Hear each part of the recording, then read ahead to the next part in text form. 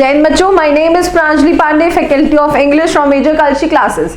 आप लोगों के positive reaction has forced us to bring new model paper of ICG। और अगर आपको चाहिए कि ऐसे ही हम आपके लिए मॉडल पेपर्स लाते रहें, सो प्लीज़ कमेंट करते रहिए जैसे कि आपने अभी किया था। आपको बताना होगा अगेन कि इन 15 क्वेश्चंस में से कितने क्वेश्चंस आपके सही हुए हैं, राइट। जितने गलत हुए हैं उसमें हमें दुखी नहीं होना है। वी विल अंडरस्टैंड कि कैसे उस क्वेश्चन को सही किया जा सकता है। And students, each question has been search, उसके ऊपर रिसर्च किया गया है। हर एक क्वेश्चन इंपॉर्टेंट हो जाता है आपके आईसीजी, एयरफोर्स, नेवी, हर एक एग्जाम को लेके। देखिए, इंग्लिश का जो लेवल रहता है वो ऊपर नीचे हो सकता है, बट कंटेंट या कॉन्सेप्ट कभी नहीं बदल सकता। Got it? चलिए देखते हैं। So again this is a collection of one of those questions जो आपके एग्जाम में आपकी सफलता की एक सीढ़ी बनने वाले हैं। सबसे पहले हमको क्या करना है, एज यूजुअल जैसे कि हमने आपको बताया हुआ है कि आपको कॉम्प्रिहेंशन से पहले क्या पढ़ना है बच्चों, क्वेश्चंस पढ़ने हैं। So the same thing which we are going to do is कि सबसे पहले हम पढ़ेंगे अपना क्वेश्चंस, उसके बाद हम आएंगे किसमें, हमारे कॉम्प्रिहेंशन में। Florence wanted to become, Florence को क्या बनना था, an animal lover, nurse, teacher या फिर एमएलए। देखते हैं। Florence nursed the wounded dog because, Florence ने नर्स किया था वुंडेड डॉग को। वुंडेड का मतलब जो उसको चोट लग गया था, जिस डॉग को चोट लग गया था, तो उसको वुंडेड डॉग को उसने नर्स क्यों किया था। अब अगेन हमारे पास 4 ऑप्शन है, वी विल सी कि आंसर क्या हो सकता है। On the way she saw, रास्ते में उसने क्या देखा था। अब ये 3 क्वेश्चन हैं बच्चों हमारे पास। सबसे पहले अब हमको अब क्वेश्चंस पढ़ने के बाद अब दूसरा काम क्या है बच्चों, हमारा कॉम्प्रिहेंशन पढ़ना। So I will pause this comprehension, आप पढ़ेंगे, उसके बाद फिर हम इकट्ठा पढ़ने वाले हैं। चलिए देखते हैं हमारा comprehension. Florence Nightingale was born in the year 1820 in a small town in Italy. Florence Nightingale का जन्म हुआ था साल 1820 में एक छोटे से टाउन में, कहाँ के, इटली के। Her parents were famous and rich, उसके पेरेंट्स कैसे थे, फेमस और रिच थे। They looked after little Florence very carefully, उन्होंने बहुत देखभाल से लिटिल फ्लोरेंस का परवरिश किया था। But Florence was thin and sickly, मगर फ्लोरेंस कैसी थी, बहुत ही दुबली पतली थी, right. One day little Florence said to her father, एक दिन लिटिल फ्लोरेंस ने अपने फादर से, अपने पिता से कहा, father I would like to be a nurse. Father से क्या कहा कि मुझे क्या बनना है, नर्स बनना है। अभी हमारे पास एक क्वेश्चन था जिसमें फ्लोरेंस क्या बनना चाहती थी, राइट। तो अभी हमको क्वेश्चन 1 का आंसर पता चल गया। ये एडवांटेज होता है बच्चों, जब हम क्वेश्चंस पढ़ लेते हैं तो ऑटोमेटिकली हमारा आंसर दिमाग में यहाँ ट्रेस हो जाता है, फिर हमको बार बार स्क्रॉल नहीं करना पड़ता है। Fine. So my dear I do not think you can be a nurse. अभी लिटिल गर्ल के फादर ने क्या कहा, मेरी बच्ची आई डू नॉट थिंक, हमें नहीं लगता कि तुम नर्स बन सकती हो। Nursing is a hard work. अब नर्सिंग कोई छोटा मोटा काम नहीं है, ये सच में टीडियस जॉब है, बहुत ही मेहनत वाला काम है। I will try said Florence, but Florence ने हार नहीं मानी और उसने बोला कि हम कोशिश करेंगे। Soon she began to learn nursing at home, तो उसने क्या करना शुरू कर दिया, उसने नर्सिंग घर पे ही लर्न करना शुरू कर दिया। Now one day Florence was, एक दिन फ्लोरेंस क्या कर रही थी, Florence was returning home early from school, school से घर जल्दी वापस आ रही थी। On the way she saw a dog lying on the road, रास्ते में उसने क्या देखा, एक डॉग देखा जो कि सड़क पे पड़ा हुआ था। It was crying bitterly, वो बहुत तेजी से रो रहा था। An unkind boy hit the poor creature with a big stone, एक बहुत ही निर्दयी लड़के ने क्या किया था, उसको बेचारे को एक बड़े से स्टोन से मार दिया था। It hurt its right leg and was bleeding badly, उसने अपने राइट लेग को चोट पहुंचा ली थी जिसकी वजह से, और अब क्या हो रहा था, वो बहुत ही ब्लीड कर रहा था। Florence became very sad, Florence को बहुत गुस्सा आया या बहुत सैड हुई, दुखी हुई, sorry. She gently carried the dog home and nursed the wound. ना उसने चुपचाप उसको प्यार से कैरी किया, कहाँ, घर तक, और उसको क्या किया, उसके चोट को नर्स किया, उस पर उसने बैंडेज किया, उस पर दवा लगाया। She tied a bandage tightly round the leg. In a week the dog was quite well, और ये सब करने के बाद उसको, डॉग को क्या हो गया, डॉग 1 हफ्ते बाद बिल्कुल सही हो गया। Soon the dog became friendly with Florence. अब ऑफ कोर्स अब इतना उसने डॉग के साथ किया था तो डॉग भी क्या हो गया था, उससे बहुत ही ज़्यादा फ्रेंडली हो चुका था। It wagged its tail and jumped around her playfully and licked Florence all over. अभी डॉग क्या करता था कि वो उसके चारों ओर ही घूमता रहता था और उसके साथ खेलने की कोशिश करता था। And as if he wanted to say, as if उसको क्या कहना था, thank you little nurse, thank you. As if अब वो उसके चारों ओर इतना अच्छे से, इतने प्यार से घूमता रहता था जैसे कि उसको क्या करना था, फ्लोरेंस को थैंक यू बोला था। नाउ हमारे पास बच्चों क्वेश्चंस हैं, लेट्स सी कि क्या आंसर हो जाएगा। Florence wanted to become, Florence को क्या बनना था? अब हमने क्वेश्चन में देख लिया फ्लोरेंस को क्या बनना था, फ्लोरेंस को एक नर्स बनना था। Next question number 2, Florence nursed the wounded dog because, Florence ने नर्स किया था वुंडेड डॉग को, क्यों?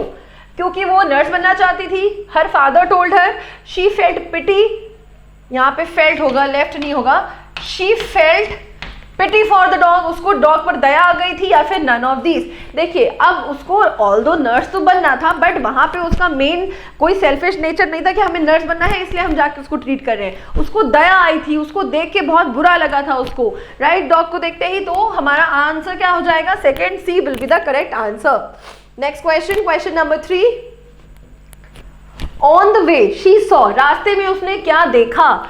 N unkind boy hitting a dog, एक अनकाइंड बॉय डॉग को हिट करता हुआ, a wounded dog lying on the road, एक वुंडेड डॉग जो रास्ते में पड़ा हुआ था, या फिर a dog limping across the road, या फिर एक डॉग जो लिम्पिंग का मतलब क्या होता है? सही से ना चल पाना, ऐसे अटक अटक के चला, जो बहुत लिम्प कर करके चल रहा था रोड के अक्रॉस। देखिए रास्ते में उसने क्या देखा था बच्चों, अगर हम यहाँ देखते हैं जब वो वापस आ रही थी, देखिए one day when Florence was returning on the way she saw a dog lying on the road, fine। तो अभी वो उसने क्या देखा था? उसने बच्चे को उसको मारते नहीं देखा था, she saw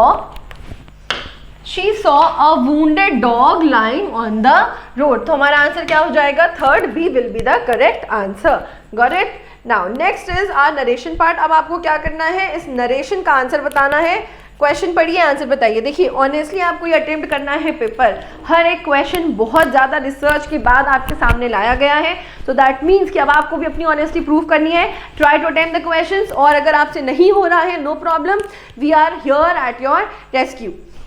the clerk said to the visitor, clerk ने विजिटर से बोला, shall I ask these people to wait for you, क्या हम इन लोगों से बोले कि वो आपका क्या करे? वेट करे। नाउ बच्चों यहाँ पे इन्वर्टेड कॉमास के बाद किससे स्टार्टिंग हुआ है? हेल्पिंग वर्ब से। और जब भी डायरेक्ट नरेशन में इन्वर्टेड कॉमास के बाद हेल्पिंग वर्ब से स्टार्ट होगा, तो इनडायरेक्ट नरेशन में वो इन्वर्टेड कॉमास किस में चेंज हो जाएंगे? इफ या फिर वेदर में। Got it? सो दूसरी चीज, यहाँ पे टेंस कौन सा इस्तेमाल हुआ है? Shall I ask. अभी ये शैल का क्या हो जाएगा? शैल चेंज हो जाता है किसमें? शुड में चेंज हो जाएगा। Fine. So the clerk said to the visitor, अभी क्लर्क क्या कर रहा है? पूछने का काम कर रहा है। तो पहला option, the clerk asked the visitor if he should ask. अभी दीज पीपल, दीज बच्चों यहाँ पे क्या है? दीज का इस्तेमाल हियर एज एन एडजेक्टिव हुआ है, और जब दीज और दिस का इस्तेमाल, दिस और दीज का इस्तेमाल एज एडजेक्टिव्स होता है एक सेंटेंस में, तो ये जो दीज है वो किस में चेंज हो जाता है? दोज में चेंज हो जाता है। और ये दिस किस में चेंज हो जाता है? दैट में चेंज हो जाता है। अगर दिस या दीज का इस्तेमाल एज प्रोनाउंस हुआ है तब ये चेंज नहीं आएगा। Got it? तो दीज किस में चेंज हो जाएगा? दोज में। Those people to wait for, अभी यू कौन सा पर्सन है? देखिए SON, subject object no change. Subject मतलब first person, object second person, third person, no change. जो फर्स्ट पर्सन होगा वो किसके अकॉर्डिंग चेंज होना चाहिए? सब्जेक्ट के अकॉर्डिंग। सेकंड पर्सन ऑब्जेक्ट के अकॉर्डिंग, थर्ड पर्सन मतलब नो चेंज। यू कौन सा पर्सन है? सेकंड पर्सन है। सेकंड पर्सन किसके अकॉर्डिंग चेंज होगा? ऑब्जेक्ट। ऑब्जेक्ट बच्चों क्या है? विजिटर हमारा ऑब्जेक्ट है। अभी विजिटर ही है या शी है पता नहीं है, और जब भी हमारा जेंडर स्पेसिफाई नहीं होता है उस केस में हम प्रायोरिटी किसको देते हैं? मेल जेंडर को। तो यहाँ पे क्या हो गया है? For him. Got it? Although हमारा ए आंसर सही है, बट लेट अस सी की बाकी ऑप्शंस क्या कह रहे हैं बच्चों। द क्लर्क आस्क्ड, हमारा ए ऑप्शन बिल्कुल सही है। The clerk asked the visitor if he shall, देखिए शैल का शैल ही नहीं रहेगा। The clerk asked the visitor if he had asked, अभी शैल है, शैल आई आस्क्ड है, फ्यूचर टेंस है, तो यहाँ पे क्या बात हो जाएगी? अभी यहाँ पे हैड आस्क्ड की जरूरत नहीं है। The clerk told the visitor that he should ask these, अभी यहाँ पे दीज को दोज में नहीं किया गया है। Again this is wrong. So हमारा आंसर बच्चों क्या हो जाता है? A will be the answer. Got it? Next question, question number 5 आपका वॉइस से रिलेटेड है। Now this is your direct voice. अब आपको चेंज इसको किस में करना है? आपको इस एक्टिव वॉइस को पैसिव में चेंज करना है। Read the question. Arun has written a newspaper report on the inauguration of Delhi Metro Railways. क्या हो जाएगा? A newspaper report on the inauguration of Delhi Metro have been written by Arun. देखिए बच्चों, यहाँ पे जो टेंस इस्तेमाल हुआ है दैट इज हैज रिटन, ये क्या है, प्रेजेंट परफेक्ट टेंस है। और प्रेजेंट परफेक्ट टेंस जब पैसिव वॉइस में चेंज होता है तो वो अपने साथ क्या ले लेता है, has have plus been plus verb का थर्ड फॉर्म। फाइन, तो सबसे पहले हमको क्या देखना है कि ये जो हमारा हैज हैव प्लस बीन वाला फॉर्म है वो कहाँ कहाँ यूज हुआ है। देखिए अरुण हैज रिटन, यहाँ पे हैव बीन रिटन का इस्तेमाल हुआ है, यहाँ पे किसका इस्तेमाल हुआ है, हैव बीन रिटन का इस्तेमाल हुआ है। Again this could be the answer, so हमारा ए आंसर हो सकता है, बट अभी हमको बाकी चीजें भी सेटल करनी है। हैड बीन पास्ट यहाँ पे नहीं होना चाहिए। अगेन इज रिटन, इज नहीं होना चाहिए। अभी दूसरा क्या मिल गया है, हैज रिटन। अब हमारा ए और डी ऑप्शन में क्या है, आंसर हो सकता है। अब हम देखते हैं आंसर हमारा क्या होगा बच्चों। Newspaper report on the inauguration of Delhi metro railways. अभी यहाँ पे बात क्या हो रही है बच्चों, न्यूज़पेपर रिपोर्ट की बात हो रही है, राइट। तो यहाँ पे न्यूज़पेपर जो रिपोर्ट है उसके साथ अ लगा है, मतलब एक newspaper report on the inauguration of Delhi metro railways. अभी हैव होगा कि हैज होगा, अब आप बताइए क्या हो जाएगा। तो a newspaper report on the inauguration of Delhi metro has been written by Arun. Got it, आपको समझ में आया। क्योंकि हमारा सब्जेक्ट सिंगुलर है तो उसके साथ हम उसको हैव देंगे कि हैज देंगे। ऑब्वियसली अगर हमारा सब्जेक्ट सिंगुलर है तो वो भी अपने साथ क्या लेगा, हैज का ही प्रयोग करेगा। चलिए नेक्स्ट क्या है बच्चों, नेक्स्ट आपका सिनोनिम्स पार्ट है। अब आपको क्या करना है, आपको क्वेश्चन पढ़ना है, उसके 4 ऑप्शंस को भी आपको पता करना होगा, क्योंकि आपका वर्ड भी इंपॉर्टेंट है और उसके 4 ऑप्शंस भी बहुत ज़्यादा इंपॉर्टेंट रोल प्ले करते हैं। देखिए हमारा वर्ड क्या है यहाँ पे, एक्मे। अब इसको हमें कैसे मेमोराइज करना है, एक्मे। इस वर्ड से हम ले लेते हैं एसी। अभी नेचुरल एसी हमको कहाँ मिलता है, नेचुरल एसी, नेचुरल हवा, नेचुरल स्वच्छ हवा में प्राकृतिक हवा कहाँ मिलती है, पहाड़ों पे। और पहाड़ कहाँ होते हैं, एक हाइट में होते हैं। सो एक्मे का मतलब बच्चों क्या हो जाता है, शिखर। एक्मे का मतलब क्या होता है, शिखर। अब हमारे पास जो ऑप्शंस है नादिर, हसन, जेनिथ या फिर ऑप्रेसिव। अभी नादिर का मतलब क्या होता है, नादिर का मतलब होता है पतन या फिर बॉटम, कोई चीज जो गिर रहा हो, बॉटम पे हो। हसन, हसन का मतलब होता है जल्दी करना। जेनिथ, जेनिथ का मतलब क्या होता है, पीक, शिखर। ऑप्रेसिव, ऑप्रेसिव का मतलब क्या होता है, किसी को बल से कंट्रोल में करना, to control by force.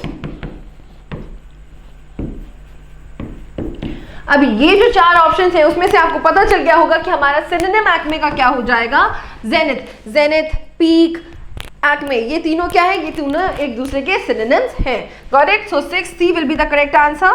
Next question, next part आपका बच्चों एंटोनिम से रिलेट करता है।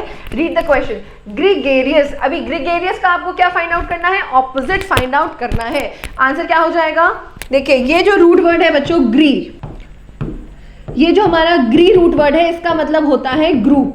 इसका मतलब क्या होता है, ग्रुप। अभी ग्रीगेरियस का मतलब क्या हो जाता है, समवन हु इज फ्रेंडली, कोई ऐसा इंसान जो क्या हो, फ्रेंडली हो, सोशल हो, झुंड में रहना पसंद करता हो, लोगों के बीच में रहना पसंद करता हो, राइट। अभी सोशिएबल क्या हो जाएगा, सोशिएबल का मतलब जो मेलजोल करता हो, जो लोगों के बीच में रहता हो।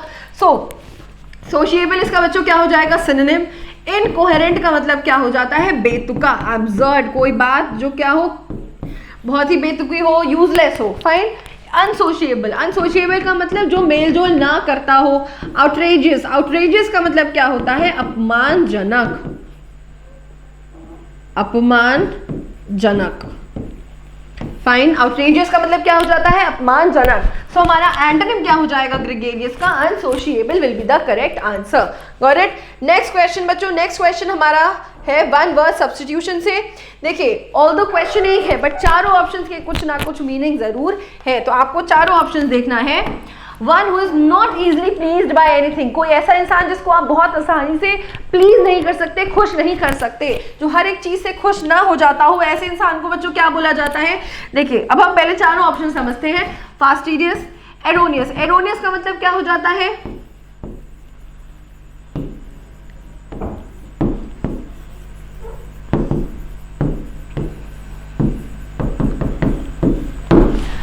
Something which has error in it, कोई चीज जिसमें क्या हो, गड़बड़ी हो। सो एरोनियस क्या हो जाएगा, समथिंग विच इज रॉन्ग या something which is error in it. Insolvent, insolvent का मतलब क्या हो जाता है, इंसॉल्वेंट का मतलब हो जाता है कि कोई ऐसा इंसान जो अपने कर्ज को चुका ना पाए, तो वो अल्टीमेटली क्या हो रहा है। नेक्स्ट क्वेश्चन है हमारा one word substitution, one who is not easily pleased by anything. कोई ऐसा इंसान जो हर एक चीज से खुश ना होता हो, उसको क्या बोलेंगे। देखिए क्वेश्चन एक है बट ऑप्शन चारों इंपॉर्टेंट है आपके लिए, हर एक ऑप्शन का कुछ ना कुछ मतलब होता है। फास्ट डिटेल्स बच्चों समझते हैं। एरोनियस, एरोनियस का मतलब हो जाता है something which is based on wrong information, कोई चीज जो गलत इन्फॉर्मेशन पे बेस्ड हो।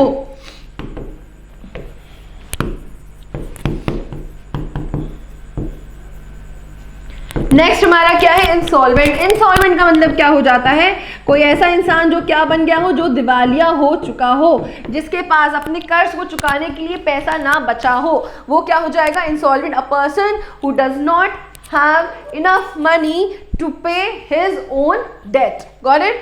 एंथ्रोपोलॉजिस्ट, एंथ्रोपोलॉजिस्ट का मतलब क्या होता है, a person who studies anthropology. और एंथ्रोपोलॉजी का मतलब क्या होता है, एंथ्रोपोलॉजी का मतलब हो जाता है मनुष्य जाति का विज्ञान।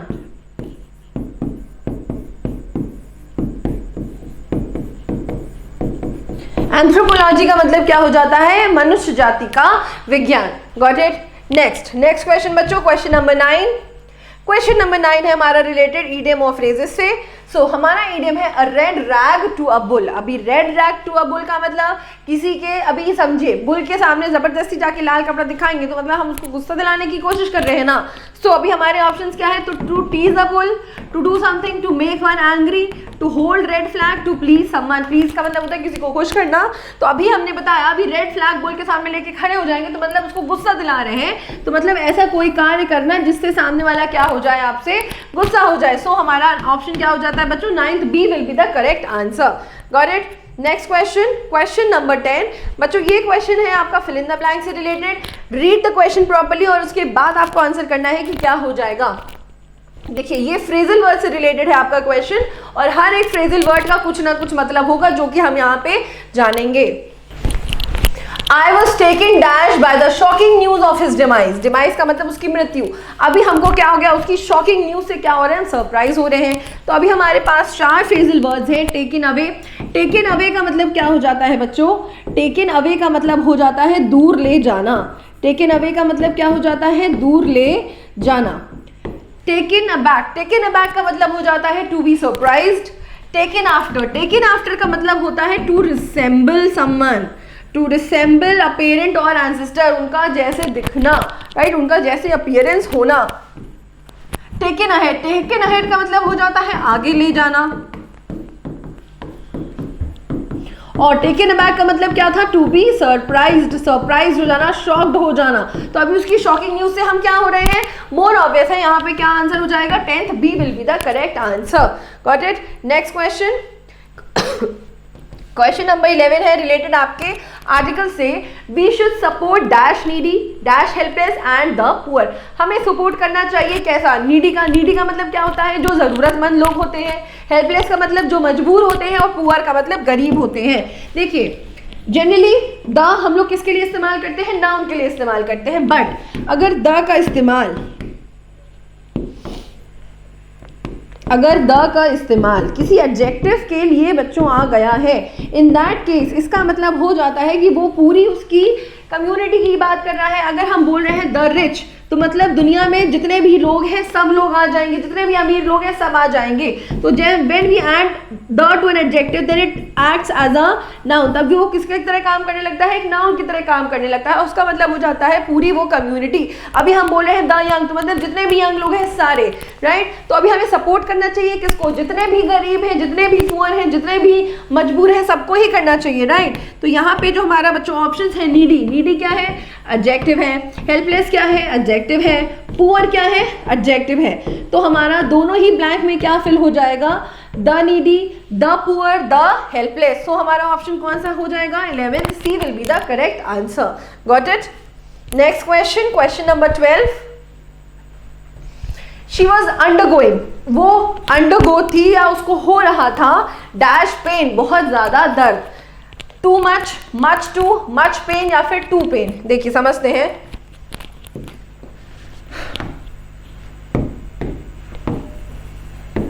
मच टू और टू मच, फाइन। अब यहाँ पे मच से मोर अप्रोप्रिएट, मच टू या टू मच में से कौन होगा वो हम समझते हैं। मच टू का मतलब क्या हो जाता है? मच टू का जो इस्तेमाल होता है वो एक एडजेक्टिव के साथ होता है, वो एक एडजेक्टिव के साथ हो जाएगा। ये जो टू मच है उसके बाद हम किसको लेते हैं? एक नाउन को लेते हैं। और ऐसा क्यों? क्योंकि ये टू मच एक खुद में एडजेक्टिव होता है और एक नाउन को क्वालिफाई सिर्फ और सिर्फ एक एडजेक्टिव कर सकता है। जब ये मच टू है, मच टू क्योंकि मच टू एक एडवर्ब है और नाउन और प्रोनाउन के अलावा अगर कोई दूसरा वर्ड किसी को क्वालिफाई कर सकता है तो वो क्या है? वो एक एडवर्ब है, फाइन। अब यहाँ पे पेन जो शब्द दिया है वो क्या है? खुद में एक नाउन है। तो हमें नाउन से पहले किसकी आवश्यकता है? एडजेक्टिव की आवश्यकता है बच्चों। तो यहाँ पे क्या हो जाएगा? मच, मच टू, टू या फिर too much. So our correct answer will be she was undergoing too much pain, बहुत ज्यादा दर्द। Got it? तो मच टू का प्रयोग कब होगा? एक एडजेक्टिव के बाद होगा। For example, he is dash poor. तो अब यहाँ पे किसका इस्तेमाल होगा? टू मच का कि मच टू का? अब वो आप लोग कमेंट बॉक्स पे कमेंट करके बताएंगे। Got it? Next question number 13। अब आप बताइए क्वेश्चन नंबर 13 का आंसर क्या हो जाएगा?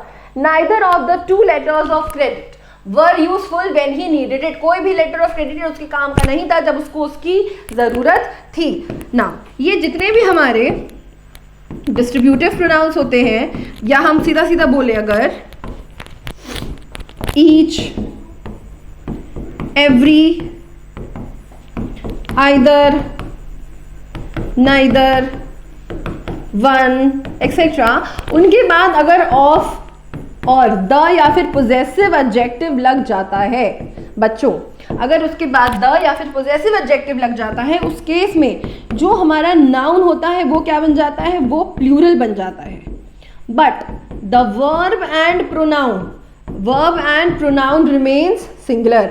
वर्ब और प्रोनाउन क्या रह जाते हैं बच्चों? वो सिंगुलर ही रह जाते हैं। तो उस केस में अब हम दोबारा से ये सेंटेंस पढ़ते हैं। नाइदर, नाइदर हमारा क्या है? नाइदर हमारा डिस्ट्रीब्यूटिव प्रोनाउन है। उसके बाद ऑफ द लग गया है और फिर टू लेटर्स, लेटर्स हमारा नाउन प्लूरल में है, लेटर्स ऑफ नाउन प्लूरल में है, लेटर्स ऑफ क्रेडिट वर। अभी यहाँ पे जो वर आया है वो क्या सिंगुलर है? बिल्कुल नहीं, वर तो हमारा प्लूरल वर्ब है। तो वर की जगह क्या होना चाहिए? वॉज होना चाहिए। सो हमारा एरर किस पार्ट में है बच्चों? बी पार्ट में है। Got it? Next question number 14।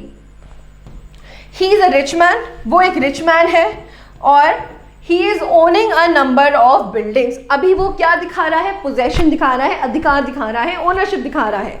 और जब भी हम पोजेशन या ओनरशिप की बात करते हैं, जब भी हम पोजेशन या ओनरशिप की बात करते हैं, उस केस में जो हमारा टेंस का इस्तेमाल होगा वो क्या हो जाएगा? Simple present tense. Got it?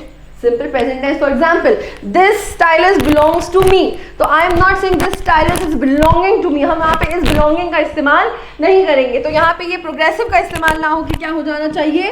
He owns a number of buildings in Bombay. So यहाँ पे हमारा 14 का एरर क्या हो जाएगा बच्चों? 14th B will be the error part. Next question number 15। अभी ये जो क्वेश्चन है बच्चों आपको प्रीपोजिशन से रिलेटेड है। Now you need to understand कि हमारा आंसर क्या होना चाहिए। They are coming straight to our direction. अभी समझिए, आई वेंट डैश स्कूल। ये जो स्कूल है ये क्या है? डेस्टिनेशन है कि डायरेक्शन है? यहाँ पे जो स्कूल का इस्तेमाल हुआ है बच्चों वो क्या है? एक डेस्टिनेशन है। ये क्या है? डेस्टिनेशन है। बट हम यहाँ पे किसकी बात कर रहे हैं? डायरेक्शन की, हम दिशा की बात कर रहे हैं। वो मेरी ओर आई, वो मेरी दिशा की ओर आ रही है, वो मेरे तरफ आ रही है। शी केम टू मी, वो एग्जैक्टली मेरे तक आई। अभी दिशा का मतलब जरूरी नहीं वो मेरे तक ही आएगी, वो मेरी ओर आ रही है मतलब वो हमसे आगे भी जा सकती है। हम तक आए मतलब वो सिर्फ मेरे पे ही रुक रही है आगे। अभी हमने बोला आई वेंट टू स्कूल मतलब हम स्कूल को ही गए। आई वेंट टूवर्ड्स स्कूल मतलब अब जरूरी नहीं हम स्कूल को ही जा रहे हैं, हम स्कूल के आगे भी जा सकते हैं। अब हम बोले she went to the east direction या towards the east direction, right, तो वहां पे क्या हो जाएगा टूवर्ड्स द ईस्ट डायरेक्शन, क्योंकि वहां पे डायरेक्शन की बात, दिशा की बात हो रही है। सिमिलरली हमारा क्वेश्चन भी क्या कह रहा है, they are coming straight to our direction, हमारी दिशा में आ रहे हैं, तो वहां पे टू का इस्तेमाल ना होके क्या होना चाहिए, टूवर्ड्स का इस्तेमाल होना चाहिए। Now so you need to remember, जब डेस्टिनेशन की बात होगी तब किसका इस्तेमाल होगा, टू होगा, और जब भी डायरेक्शन का बात होगा, दिशा का बात होगा, तब वहां पे टूवर्ड्स होगा। तो हमारा आंसर किस एरर में है, बी पार्ट में हमारा एरर हो जाएगा। आई होप आपको ये सारे क्वेश्चन समझ में आ गए होंगे। Now again I am telling you, ये बहुत ही इंपॉर्टेंट क्वेश्चंस हैं और आपको सारे मॉडल पेपर्स ऐसे ही अटेम्प्ट करने हैं। और if you people will keep supporting, will keep on bringing model papers provided. आप लाइक करें, वॉच करें, शेयर करें और कमेंट तो जरूर से करें। थैंक यू एवरीवन, जय हिंद।